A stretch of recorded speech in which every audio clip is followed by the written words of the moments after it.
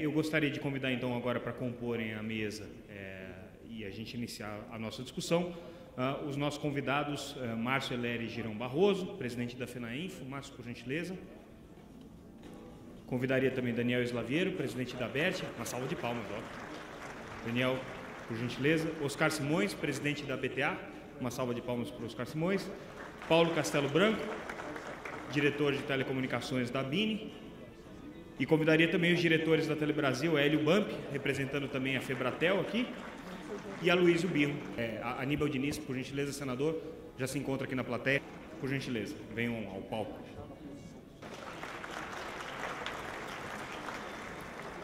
Bom, pois bem, tivemos aí a apresentação da LCA, eu acho que ela cobriu basicamente o cenário que a gente está vivendo. Obviamente, a apresentação que foi colocada aqui não detalha as 30 propostas que a Telebrasil está fazendo para os futuros formuladores de política e que fazem parte desse estudo, né, Cláudia? Eu acho que existe aí mais um conjunto de slides que são anexos a essa apresentação, que certamente estarão disponíveis a todos os senhores, em que a gente detalha cada uma dessas propostas que estão colocadas. Mas, de alguma maneira, todas essas propostas englobam todos os setores que estão aqui representados. A gente trata do setor de informática, do setor de TICs, a gente trata do setor de comunicação eletrônica. De alguma maneira, a radiodifusão acaba sendo afetada também por todas as políticas que estão sendo colocadas. Política industrial, certamente, ela é extremamente afetada pelas propostas que estão sendo sugeridas. Mas a pergunta que eu coloco aí para os nossos convidados, e cada um de vocês certamente está refletindo dentro dos seus setores sobre quais seriam os caminhos, quais seriam as melhores maneiras de se evoluir as políticas específicas para a TIC, seja para a comunicação, seja para a radiodifusão, do ponto de vista dos setores específicos dos senhores. O que precisa mudar? E aí eu vou começar, eu acho que a gente pode começar com o Girão, falando um pouquinho sobre a lei de informática. Ela hoje atende às necessidades e aos desafios que o setor de informática especificamente tem? O que precisa ser feito para melhorar esse ambiente que vocês vivem? Em primeiro lugar, bom dia a todos. Agradecer a Telebrasil pelo convite. Essa é uma pergunta que também pode ser muito bem respondida pela BINE, que eu acho que está representada aqui, a Associação Brasileira de Indústria Eletrônica, que recentemente produziu um documento excelente e que nós já degustamos a exaustão. E a lei de informática, ela vem de 91. Ela representa, acho que todos conhecem, uma isenção, uma renúncia fiscal de cerca de 5%, ou menos, das empresas que produzem eletroeletrônica no país. Você tem ideia, o último relatório do Ministério de Ciência, Tecnologia e Inovação, de 2012, a situação era mais ou menos assim. Eram 456 empresas que se utilizavam nesta lei, sendo cerca de 40% delas em telecomunicações. Ela faturava essas empresas cerca de 73 bilhões de reais, exportavam ainda 4 bilhões apenas e importavam 23. E essa curva de importação e exportação, ela é praticamente reta, ou seja, os grandes objetivos da lei de informática, que é diminuir a importação e ampliar a exportação, não foram atingidos. E, além disso, não criou um ecossistema, se é assim que podemos chamar, de empresas brasileiras de base tecnológica em torno dos fabricantes da indústria eletroeletrônica. Em particular, no caso da tecnologia da informação, software e serviços, isso foi muito incipiente, por um motivo muito simples. A lei de informática não previu a criação de empresas de base tecnológica em torno das empresas fabricantes de eletroeletrônica. Na realidade, os investimentos de cerca de 4 bilhões anuais, em 2012, acho que foram 4 bilhões e meio, né? Metade disso intramuros e metade disso externamente, esses investimentos, na realidade, foram mais investimentos de empregabilidade das nossas melhores cabeças, nossos melhores mestres doutores trabalhando para o setor, mas não geraram esse ecossistema de empresas que a própria BINE reclamou disso muito bem no relatório dela, ou seja, não criamos uma indústria de componentes. Então, eu acho que a lei de informática precisa de uma revisão, e a oportunidade para isso é agora, no final desse ano, onde vai haver uma revisão mais aprofundada da lei. forma que o país crie, que possa investir mais em empresas de base tecnológica nacionais e em especial no setor de software no país. Foi dito aqui, acho que pelo representante da Claro, muito bem dito, que nós carecemos de aplicativos. Isso é verdade, nós carecemos de aplicativos nacionais. Você não pode falar em investimentos em infraestrutura de telecomunicações e investimentos em competitividade sem falar no conteúdo e nos aplicativos que estão em torno dos smartphones, dos tablets e assim por diante. Essa é a observação inicial a respeito. Oscar, falando pelo setor de TV por assinatura, que também vive hoje um ambiente com macro regulatório relativamente recente, bastante diferente daquele com que o setor vivia nos últimos anos. O ambiente hoje, que compõe tanto a parte legislativa quanto a parte regulatória para o setor de TV por assinatura, ou o setor do SEAC, ele hoje é o mais propício, é o adequado para a realização dos investimentos nesse setor? Bom dia a todos. Agradeço aqui o convite, é uma honra poder estar aqui. Quero cumprimentar a Cláudia pela brilhante apresentação, acho que é um diagnóstico preciso, bastante detalhado. O nosso setor, infelizmente, tem vivenciado nos últimos anos um crescimento expressivo, mesmo esse ano, um ano de bastante dificuldade,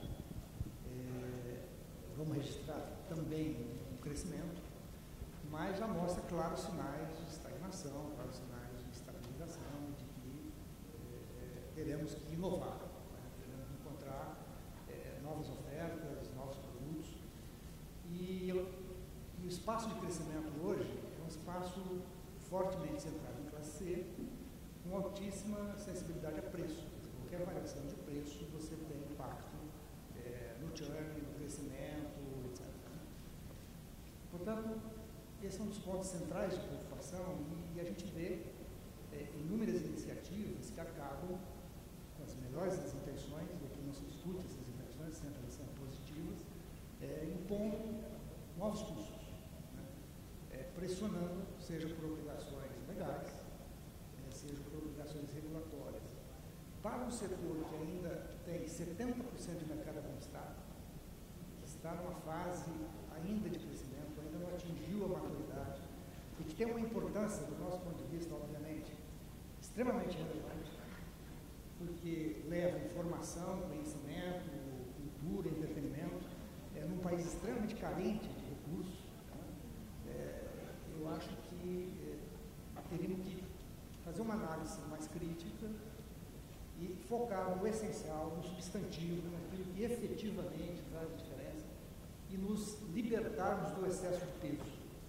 E eu acho que certamente temos, em qualquer área dessa que você citou, uma certa carga que podia ser dispensável e não faria diferença nenhuma.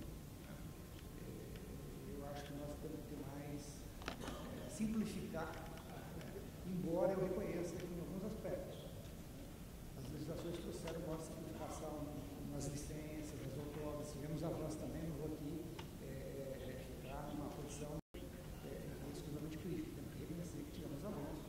Hoje é muito mais fácil ter licença, o mercado está aberto, tivemos ganhos também expressivos.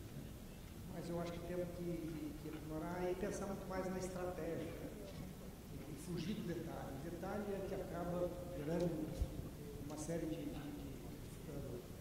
Então, definir claramente o que queremos, eu tenho certeza que todos queremos uma massificação desse serviço e o que temos que fazer para chegar lá.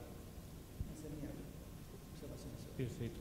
Daniel, falando pelo setor de radiodifusão, que sempre viveu um ambiente regulatório mais ou menos perene, né? Eu acho que o ambiente, tanto o marco legal quanto a regulamentação da radiodifusão sempre foi relativamente estável.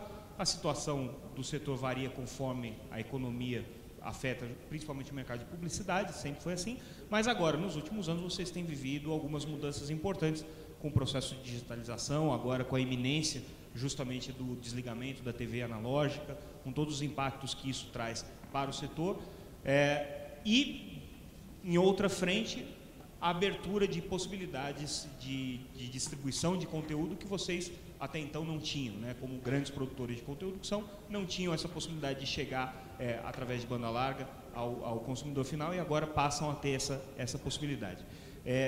Na tua perspectiva, qual que é a grande preocupação do setor para o próximo ano? Quando você pensa nas políticas que vão ser colocadas para o setor de radiodifusão, qual é aquela que realmente te tira o sono? Muito boa tarde a todos, aqui os demais membros da mesa já mencionados e todos os participantes, aqui a diretoria, o presidente do Sindtele Brasil. O setor de radiodifusão, assim como telecomunicações e todos os demais aqui presentes, são setores altamente regulados. E isso traz enormes transtornos para todos nós e enormes preocupações para a administração do nosso dia a dia, dos nossos negócios. Então, no nosso caso, a gente acha que isso ainda é um pouco mais agravante, porque é uma regulação muito mais antiga, começando aí de 1960, um pouco, até mais se traz isso. Então, ela tem um processo de normas legais bastante defasados com o que é a competição e com o que um ambiente de convergência impõe. Então, se o nosso balanço do ponto de vista da radiodifusão, se nós tivéssemos uma maneira para caracterizar esses 4 anos da presidente Dilma e do ministro Paulo Bernardo e de toda a sua equipe, nós podemos dizer que foi um ministro da desburocratização. Inúmeras ações e normas, tanto do ponto de vista de portarias e regulamentos e até apoio para normas legislativas que passaram aqui pelo senador Aníbal Diniz, o governo e o ministério tiveram focados nessa desburocratização. Coisas básicas que, no caso de uma emissora de radiodifusão, você precisa de autorizações para os seus transmissores prévias, autorizações para troca de administradores. Isso impede a administração, o dia a dia dessas empresas. Mas o ponto principal que nós vemos aqui para frente, se eu pudesse sintetizar a mensagem da radiodifusão nesse evento aqui da Tele Brasil, nós estamos diante se eu não dizer, do mega desafio. Eu arrisco a dizer que é o maior desafio dos últimos tempos, o que nós enfrentaremos juntos nessa questão da liberação da faixa de 700. A gente reconhece, nós temos várias críticas do processo de desligamento da TV analógica está atrelado ao processo de licitação da faixa.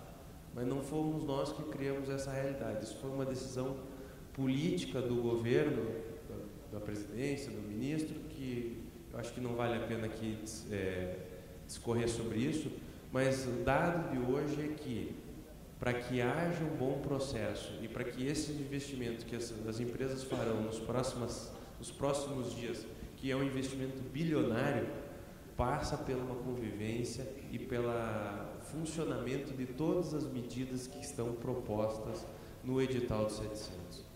E nós estamos bastante preocupados com isso e estamos dispostos, aqui, Formoso, Levi, todos, a trabalhar junto com o setor, porque é sim do nosso interesse que essas medidas e que a EAD, que o GIRED, toda essa governança funcione de maneira correta. Nós, do ponto de vista da radiodifusão, já disse aqui em outros eventos do Tele Brasil, a faixa de 700, obviamente, já perdeu, não é mais da radiodifusão.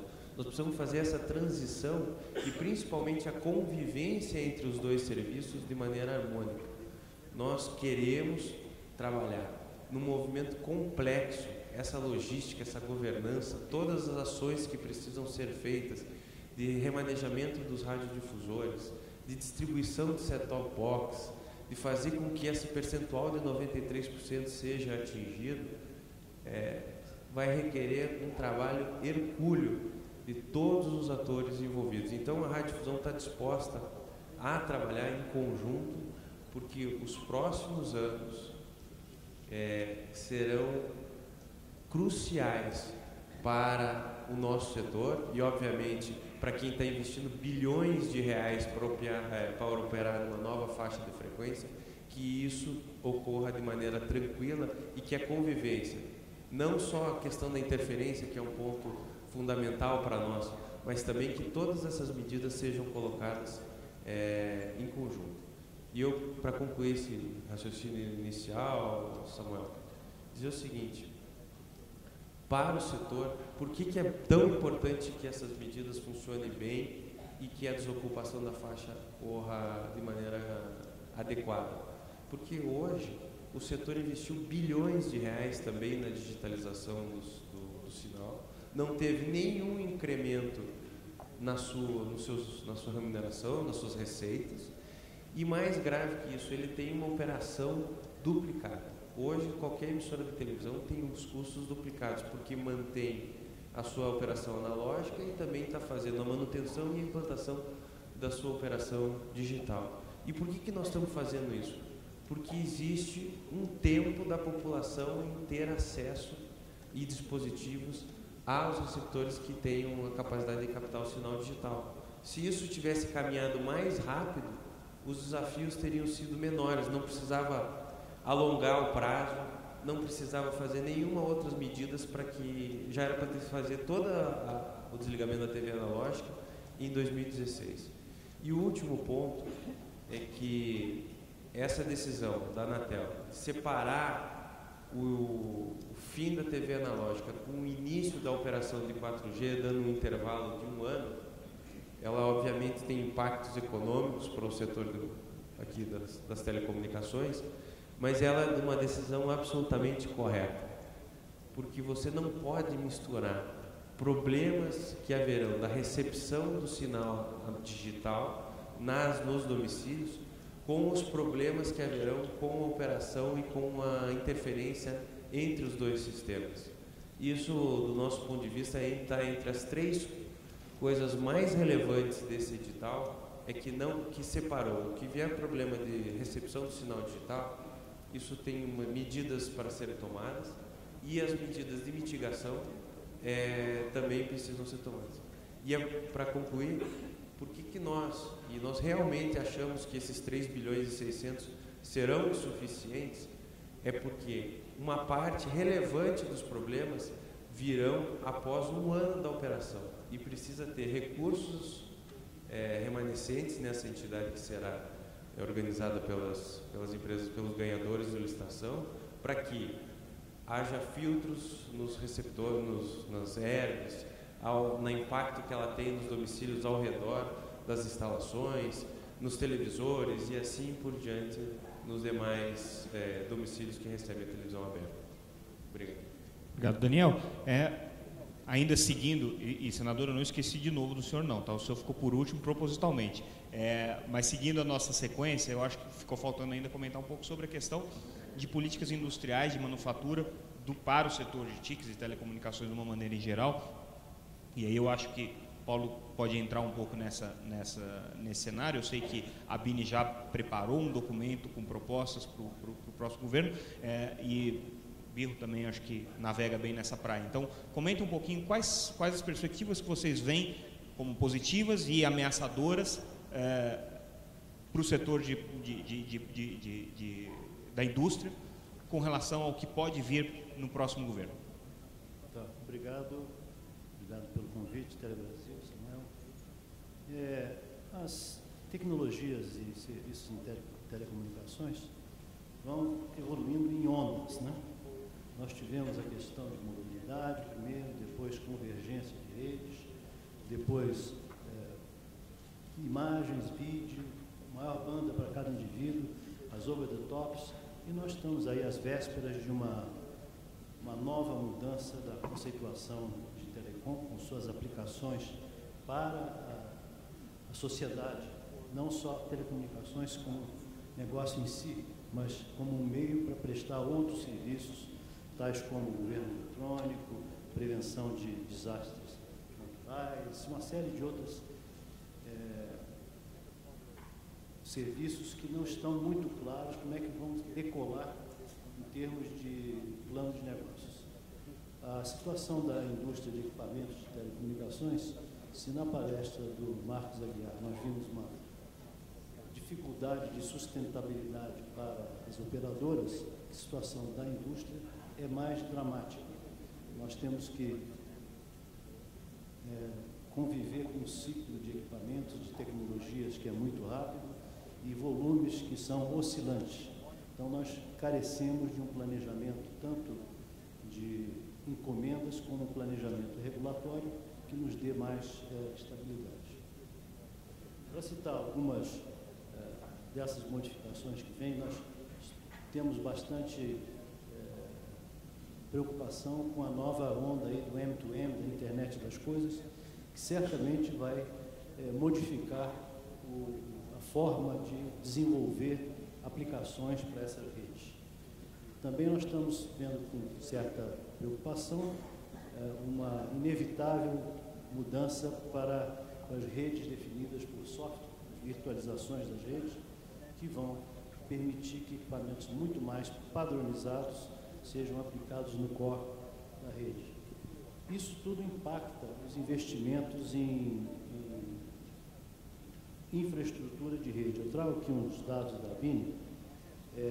Em 2010, o faturamento da área de telecomunicações da ABIN foi de 16,7 bilhões. Nesses 16,7, 55% era de infraestrutura e 45% de terminais. Em 2013, nós aumentamos o faturamento para praticamente 27 bilhões, sendo que a área de infraestrutura permaneceu com 9 bilhões, mais ou menos a mesma coisa em volume, que representa agora 37%. E a área de terminais cresceu para 63%. Ou seja, o faturamento da indústria de infraestrutura ficou praticamente igual. Para 2014, essa relação vai passar para 70-30. 70 terminais e 30 infraestrutura. Então, com vistas a essas preocupações que nós fizemos, essas propostas que constam no documento da ABIN e que pedem melhorias na lei de informática, que nós entendemos esteja demasiadamente focada em software, em hardware, em produção de hardware, e nós entendemos que teria que também envolver integração de sistemas. Só um aspecto da tua colocação, Paulo, e acho que o Birro pode comentar um pouco sobre isso. Existe uma evolução tecnológica natural dos equipamentos de rede que conseguem fazer cada vez mais coisas, né, de uma maneira cada vez mais integrada e a um custo cada vez menor. Então, não seria natural também que que a indústria de fornecedores de rede tivesse uma redução de receita, uma vez que os equipamentos estão cada vez mais potentes e cada vez mais acessíveis? Birro também pode comentar sobre isso. Bom, inicialmente, obrigado pelo convite, boa tarde a todos. Parabéns à Telebrasil por esse excelente trabalho que foi feito junto com a LCA, com a colaboração de vários colegas. Bom, referente à indústria, já foi colocado aqui, a lei de informática é importante para nós, especialmente porque nós não temos uma indústria industrial de telecomunicações, nunca tivemos. Então, nós vivemos praticamente da lei de informática para nos dar melhores condições de competitividade. Acho que não é necessário aqui repetir que nós somos um país que temos custos muito elevados e pioraram nos últimos 10 ou 15 anos. São custos trabalhistas, são custos de logística, são impostos, mais recentemente dificuldades com a obtenção de recursos humanos especializados. Ou seja, a gente convive com uma série, não temos uma indústria de componentes, como já foi bem colocado aqui. A indústria também sofreu uma alteração muito grande nos últimos anos. Há 30 anos atrás, os custos das nossas redes se compunham aproximadamente de entre 80% e 90% de hardware e entre 10% e 20% de serviços. Hoje isso mudou dramaticamente. Hoje o custo de uma rede, ela tem mais da metade do seu valor em software e serviço de valor agregado. Cerca de quase 2/3 do custo da rede e 1/3 vem do hardware. Mas a indústria colaborou bastante, você tem razão, os custos reduziram bastante. Se a gente for comparar, por exemplo, uma ERP, né, que é um elemento simbólico das redes móveis, há 10 anos atrás, comparado com o custo de hoje, há 10 anos atrás, nas mesmas condições de configuração e de capacidade da ERP, os custos foram reduzidos a ordem de 30 vezes. 30 vezes. Evidentemente, com o volume de volume também. Cresceu bastante. O CAPEX mostrado pelas operadoras mostra um crescimento muito, muito grande. Nos últimos 4 anos, o CAPEX cresceu em 55%. Para redes móveis. Para o total. capex total das empresas. Então, as empresas realmente, a indústria colaborou bastante na redução dos custos. Volto a dizer, os desafios são grandes ainda no futuro. Se nós quisermos continuar sendo competitivos, reduzir custos, para que as operadoras tenham menos custos, e tendo menos custos, elas possam melhorar a rentabilidade delas, porque essa equação só fecha se as operadoras também tiverem retorno sobre o capital investido, sendo que fica muito difícil para elas continuar com esse volume de investimento. O tráfego vai descer de forma assustadora. É muito bom de um lado, mas temos que prestar atenção nisso nos próximos anos. Aí, na melhor das hipóteses, o cenário mais otimista fala de 170%, 180% de crescimento do tráfego de banda larga por ano, e o tráfego mais moderado fala de cerca de 60%, 70%. Qualquer um dos dois casos é um número muito grande. E para fazer face a isso, a receita das operadoras está crescendo muito pouco. Falamos aqui hoje de 4%, fala-se de 2%, 1%, enfim, em torno disso. Quer dizer, muito menos que o crescimento do tráfego. Então, a indústria está dando essa colaboração de reduzir custos de produtos, reduzir custos de software, e eu acho que nós temos também que procurar, ao reduzir o custo do Brasil, tornarmos os produtos mais competitivos, para que eles também tenham escala de exportação. Entende? Nós hoje não conseguimos exportar, porque nós não recebemos lá fora os benefícios que ela recebe aqui dentro, mesmo que não sejam muito grandes com a lei de informática. Hélio, você quer fazer um comentário sobre isso? Posso? Sim. Paulo, só um minutinho, eu te passo a palavra. Só para complementar isso que o Biro comentou, no documento da BINE, basicamente, o que a gente propõe são ações de reguladores de governo, a partir do próximo governo, deveriam se direcionar para tornar a indústria de equipamentos mais competitiva globalmente, não apenas proteger a indústria aqui estabelecida de competição do exterior. Então, todas essas ações vão nesse sentido da gente ter uma indústria forte globalmente aqui no país. Perfeito. Hélio? Boa tarde a todos. Realmente quero parabenizar a Cláudia pela brilhante apresentação, parabenizar também a Tele Brasil por esse evento magnífico. Hoje pela manhã vimos realmente o primeiro debate com os presidentes de empresas, Tele Brasil, realmente os vetores indutores para que façamos a transformação desse cenário que hoje nós temos de problemas de competitividade no cenário internacional. Do ponto de vista da questão da indústria, a indústria de serviços, realmente existem uma série de gargalos. Nós entendemos que transita por uma lição de casa e também por questão regulatória, questão de leis. Do ponto de vista de leis, que aí entra no campo do senador Diniz, o ambiente político que se tem para fazer, por exemplo, a modernização da legislação trabalhista, que hoje nós temos uma insegurança jurídica trabalhista muito forte, notadamente na terceirização. Nós temos encargos trabalhistas muito grandes. Aí, do ponto de vista de lição de casa, nós temos que aplicar muito na questão da gestão. Nós temos que embarcar muitos aplicativos do nosso dia a dia. Nós estamos, como foi dito aqui na palestra anterior, que nós estamos na idade da pedra em termos de aplicativos. Então, tem uma série de coisas. A capacitação, e ela se torna mais grave no Brasil, porque nós temos um problema fundamental, que é o ensino básico. Nós temos que fazer preparação. Por exemplo, a nossa empresa, no ponto de vista de gestão, aí tem aplicado massivamente a questão de preparação de gestor e de líderes. Estamos no 4º ano de contratação da Fundação Dom Cabral, que ela, 2 anos atrás, foi colocada como top 5 no mundo em termos de escola de gestão. Isso é uma necessidade de modernização. Em termos de capacitação pessoal, nós temos que formar líderes. Os líderes do século passado tinham aquela visão de como fazer. Hoje, no século XXI, é como ser. Peter Drucker, há décadas atrás, no século passado, dizia, a máxima do líder fazer, a maior necessidade do trabalho do líder é a autoliderança. Transpondo para uma visão do século XXI, o que é a liderança? A liderança é o ser. Ser é questão de princípios, de valores, mentalidade, estabelecer propósitos, alinhamento, comprometimento, né? E principalmente coragem, né?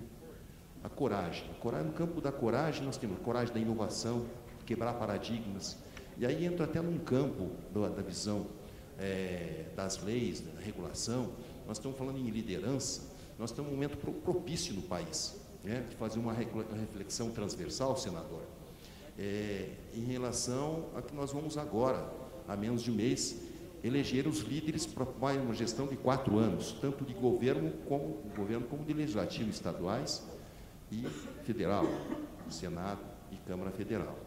E nós dependemos também de ações desses líderes fortemente para fazer a transformação do Brasil que precisa. Então, nesse sentido, também vai um questionamento, senador, dentro da sua visão que foi dito até na palestra anterior, sobre a questão do nosso setor de telecomunicações ter uma representatividade efetiva, atuante no Congresso para fazer as transformações que nós precisamos, né? Aí vai até uma pergunta ao nosso senador, o que o nosso setor precisa realmente fazer a mais do que vem fazendo, que vem atuando, né, para poder fazer essa modernização, né? E também, no sentido de governo, como foi dito aqui, tem muitas plataformas a serem implementadas, que seria até no campo das PPPs, né, para poder dar um degrau de melhor bem-estar à sociedade brasileira. Porque se nós vermos hoje todos os discursos dos nossos candidatos, está na pauta a saúde, a educação, a segurança e outros, a mobilidade e tudo mais. E as TICs são fundamentais nesse processo de melhoria disso tudo. E são oportunidades de negócio que tem, e que aí até o Valente falou aqui, que a grande parcela de ação é da iniciativa privada, mas em conjunto com o governo, né? Mas o governo tem que fazer a sua parte também, até entre ministérios, né? Então, coloco também essa questão, senador, que seria interessante detalhar para ter essa visão de futuro.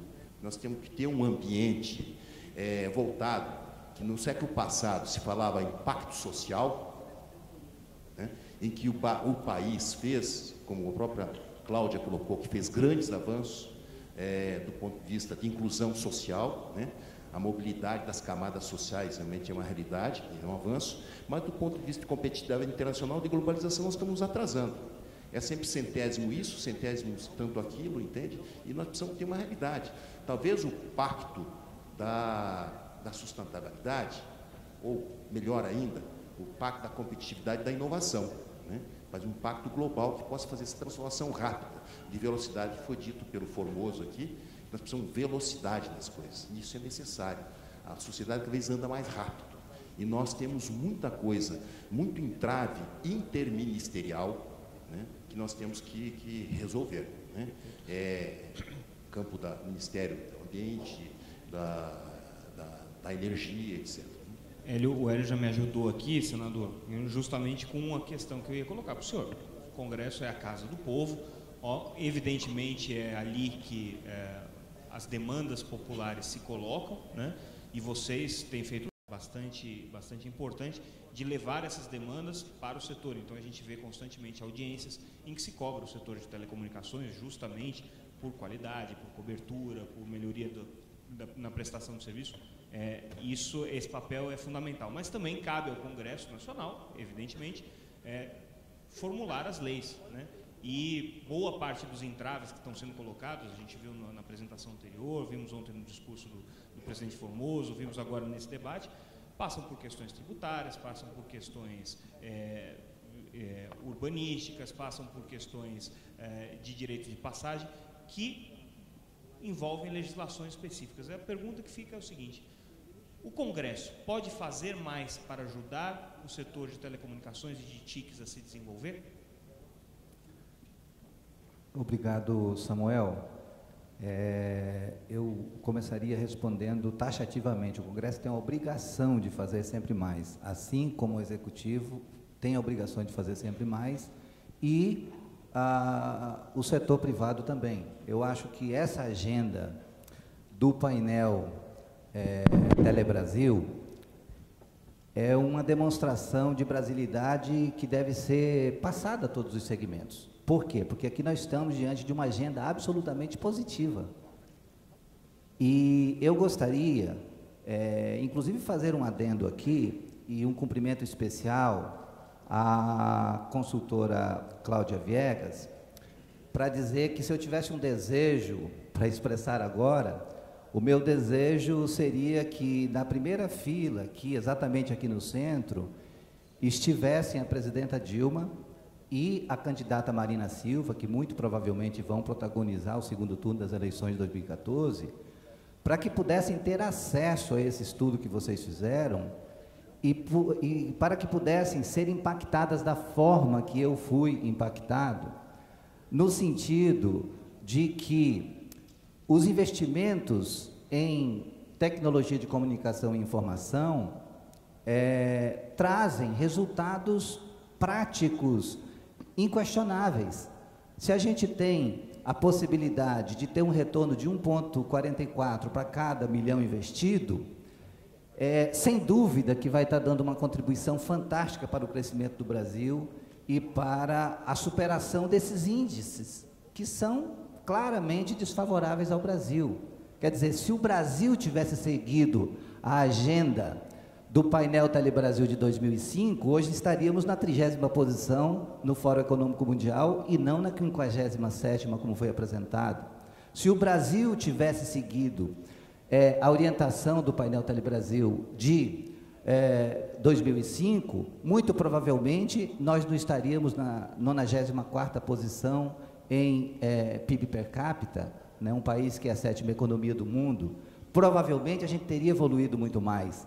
Então, esses aspectos, para mim, são muito relevantes para dizer que essa agenda positiva que vocês promovem aqui no painel Telebrasil é uma resposta à pergunta que o senhor me faz. Eu acho que a contribuição que vocês estão dando é uma contribuição muito significativa. E eu fico muito orgulhoso, na condição de senador da República, de poder beber dessa fonte, de poder estar aqui presente e poder sentir o quanto nós precisamos dar atenção para esse segmento. Nós, governo, e eu tenho certeza que os passos dados durante esse período da gestão do ministro Paulo Bernardo foram muito importantes, ajudaram muito, mas a gente precisa fazer permanentemente uma atualização dos desafios. O que se planeja, o que se planejou 2 anos atrás, muito provavelmente precisa ser aprimorado agora. E o planejamento proposto de 2015 a 2022 precisa ser levado muito a sério e incorporado pelo governo para que a gente possa verdadeiramente sonhar com a possibilidade de chegar à 30ª posição no fórum ou na 20ª posição em 2022. Agora, em relação, um outro aspecto que eu queria reforçar nessa pergunta inicial, em que o Congresso pode ajudar? O Congresso, ele pode ajudar. Primeiro de tudo, nós temos que saber que o Brasil, com esse nosso Congresso bicameral, ele tem um processo legislativo, um rito extremamente complicado.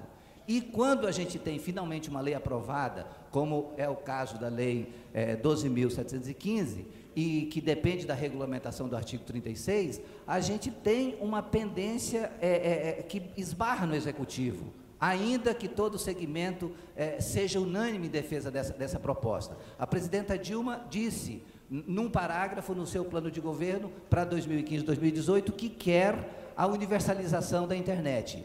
Ótimo, eu acho isso um passo excelente e agora a gente precisa especificar que passos a gente precisa dar para que essa universalização aconteça, porque quando há vontade política, eu tenho certeza que a realização acontece. Nós já tivemos vencidos o desafio da universalização da luz elétrica com o Luz para Todos, que levou luz para 3 milhões de famílias nos últimos 12 anos, num investimento de 16 bilhões de reais. nós tivemos vencido o desafio da universalização da TV aberta no Brasil, por que que nós não podemos ter vencido o desafio da universalização da internet? Então, acho que a receita está posta naquele slide apresentado pela nossa consultora, quando ela disse que o que nós temos que fazer? Nós temos que ter mais peso no investimento e menos peso na burocracia, nos impostos e nas regulamentações, às vezes exacerbadas. Eu acho que se a gente conseguir inverter essa, digamos assim, a lógica desse slide apresentado, a gente vai ter um Brasil absolutamente andando e contribuindo para que esse mercado absolutamente promissor venha a produzir os resultados sociais e econômicos que nós queremos, porque nós queremos internet para todos, no Plano Nacional de Banda Larga, exatamente para permitir que a gente tenha esse salto econômico, social, educacional, para a gente poder figurar em posições, digamos assim, melhores no ranking mundial.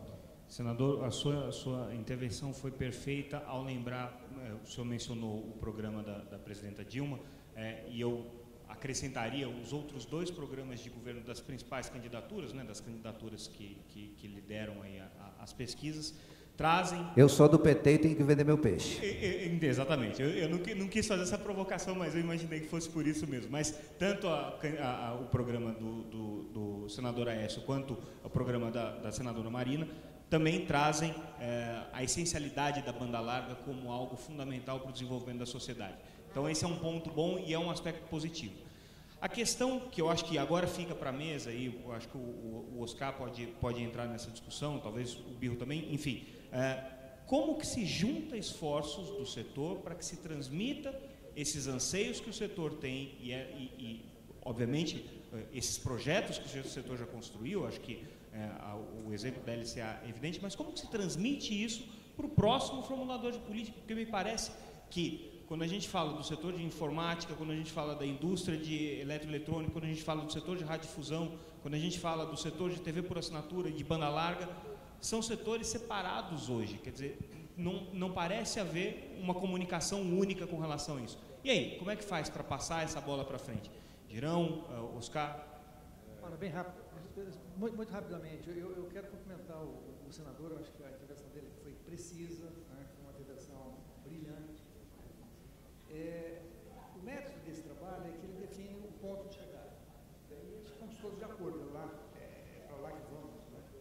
E o desafio, certamente, é de organizar como é que nós vamos chegar até lá.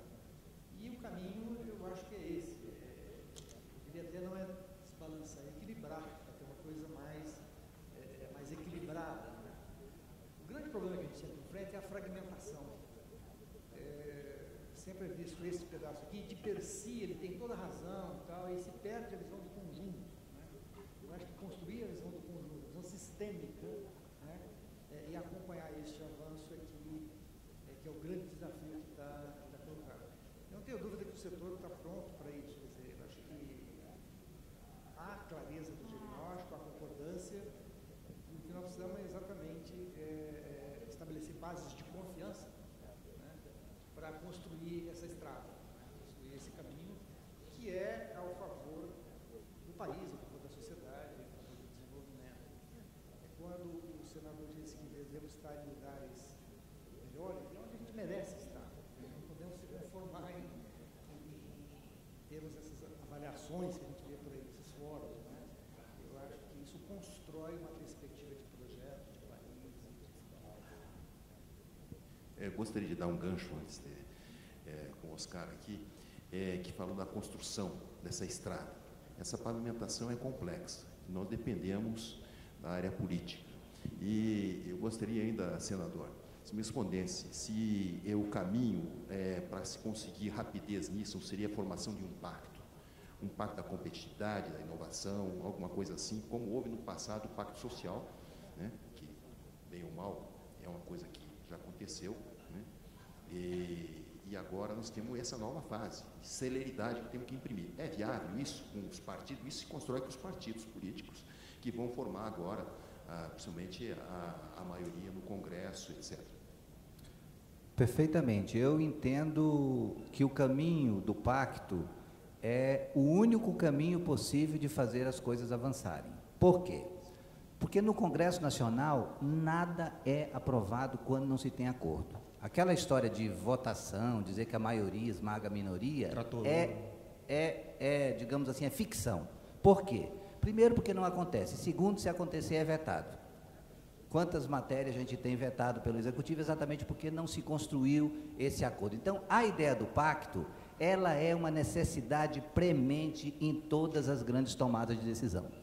E o outro aspecto que eu queria reforçar, a importância dessa agenda positiva que vocês promovem com o painel Telebrasil, é o fato de que não vale a pena a gente ficar lamentando o leite derramado. É sempre importante a gente ter um estudo daqui para frente. Gostei muito, voltando, Cláudia Viegas, da sua exposição, quando você mostra que, se nós tivéssemos seguido o exemplo de 2005, estávamos nessa posição, mas passa a régua. Agora nós temos a possibilidade de desenhar de 2015 a 2022. E eu acho que essa é a agenda positiva que faz o Brasil pungente.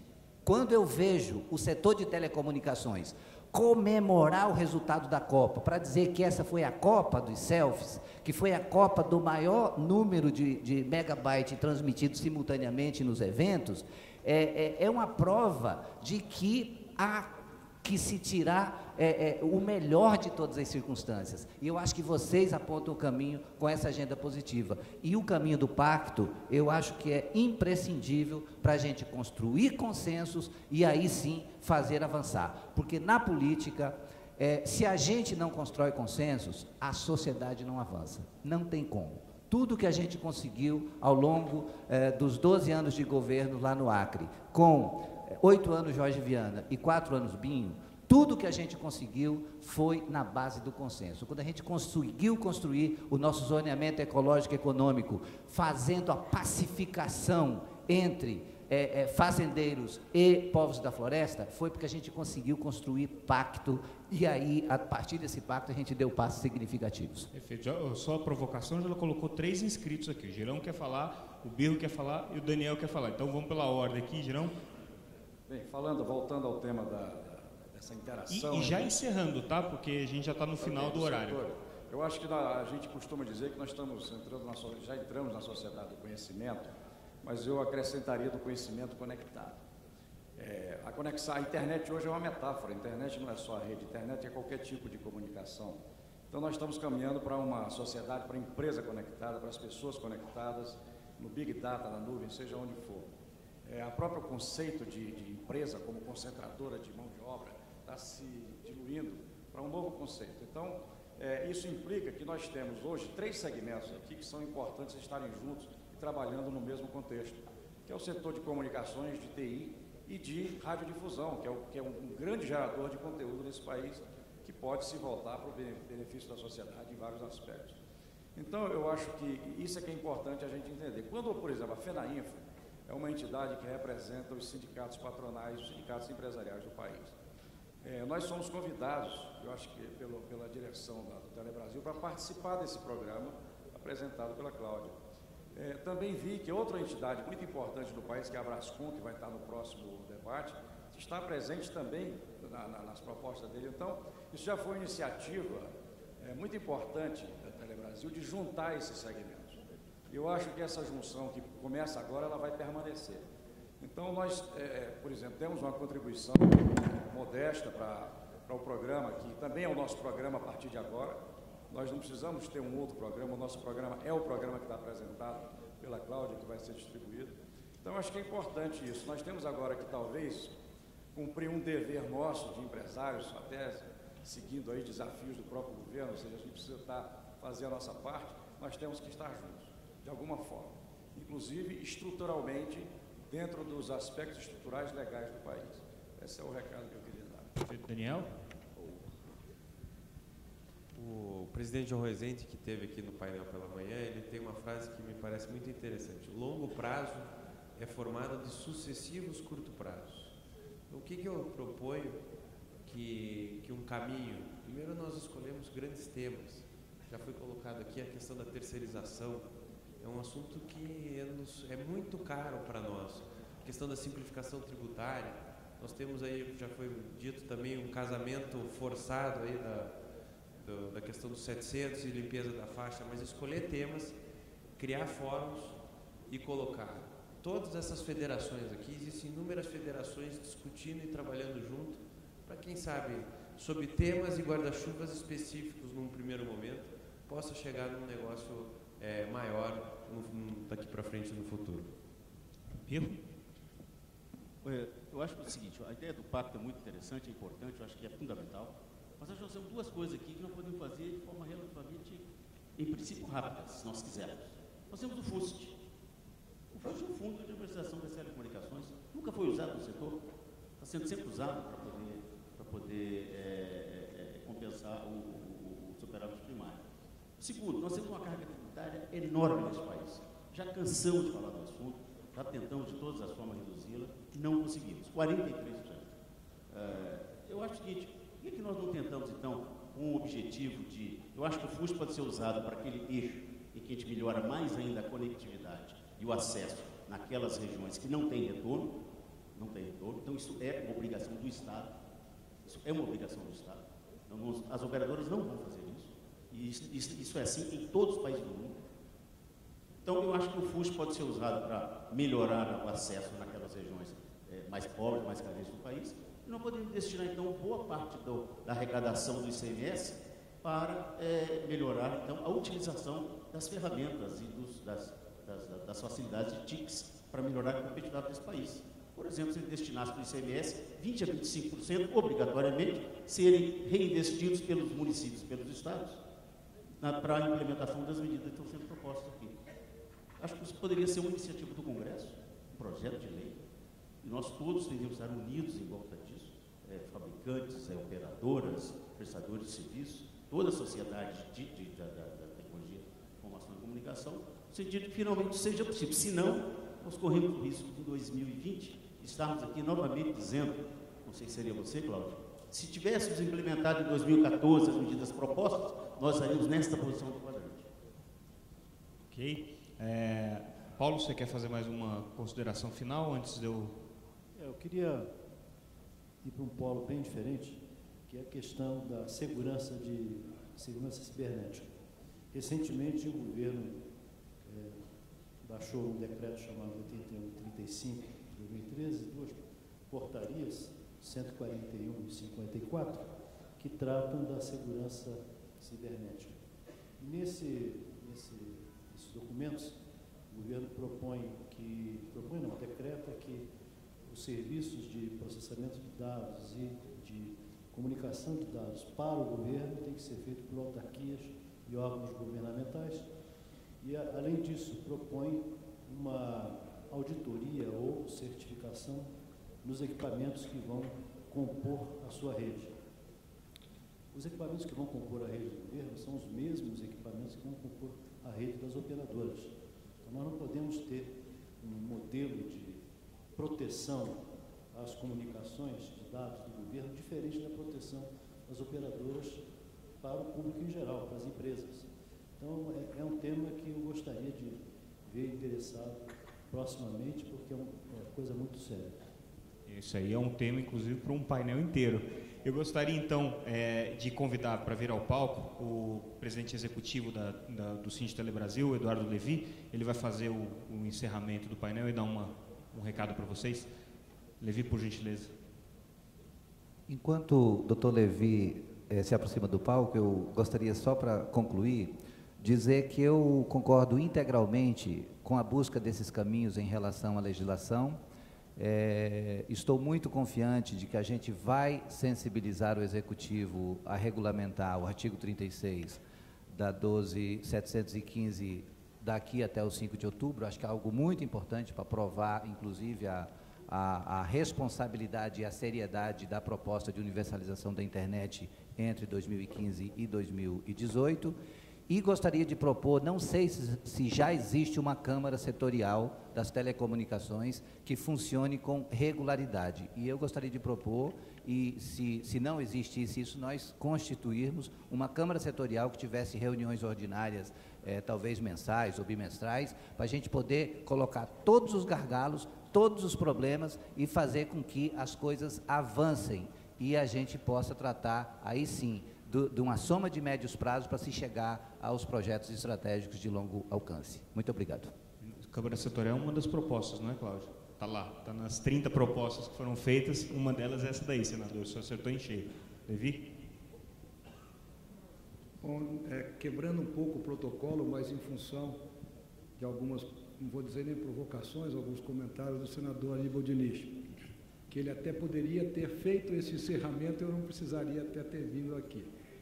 Em primeiro lugar, senador, eu acho que definitivamente nós o fisgamos, né, na questão de telecom, quando o senhor comentou comigo ontem à noite no jantar, o gosto que pegou conosco aqui desde o ano passado e a participação aqui. Em relação ao que foi apresentado aqui hoje, e é isso que eu gostaria de falar um pouco mais, nós construímos este trabalho baseado num trabalho que a Telebrasil tinha feito em 2005 e construímos com a Cláudia Viegas, não sei se em 2020 você vai voltar aqui, Cláudia, porque ela é já quase funcionária da instituição já, né? Mas nós construímos este trabalho agora baseado em 2005 e baseado em dados que nós temos do World Economic Forum.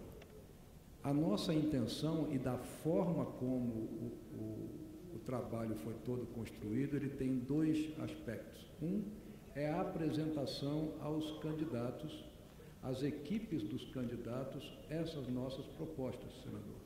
E nós aprovamos ontem, no final da reunião do Conselho da Telebrasil, a apresentação e o conteúdo para que isso, então, pudesse efetivamente, oficialmente, fazer parte da nossa agenda.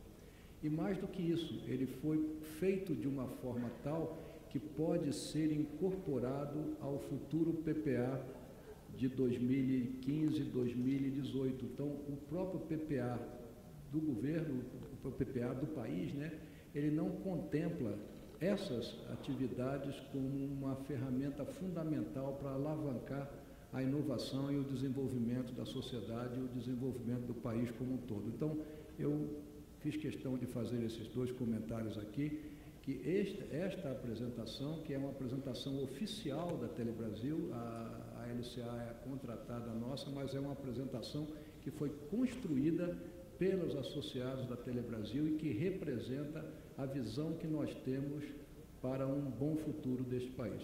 Agradeço a participação de todos, a participação, as ideias que surgiram aqui, com certeza irão ser levadas à frente, principalmente de trabalharmos mais juntos, como aqui demonstramos.